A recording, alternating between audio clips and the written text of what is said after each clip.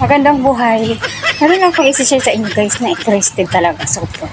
Kasi ito, araw-araw talaga itong sinasabi sa amin na lagi sila nagbibigay ng pera doon sa wallet namin na ibibili araw-araw. Tapos araw-araw talaga yan, walang ano. Sabi na sa akin, bakit lang naubos ang pera? Di, ang sarap na sagutin na hindi po sa akin ito pagkain na pinag sa mga apo mo. At saka pagkain sa bahay, gamit sa bahay, yan po lang ginagamit kami sa pera araw-araw. Hindi naman silin, magluto lang hindi. Sa kanila din, diba? So, araw-araw talaga kami. Araw-araw daw siya nagbibigay ng pera. Araw-araw talaga eh. Sabi ko, ang sarap talagang sagutin na.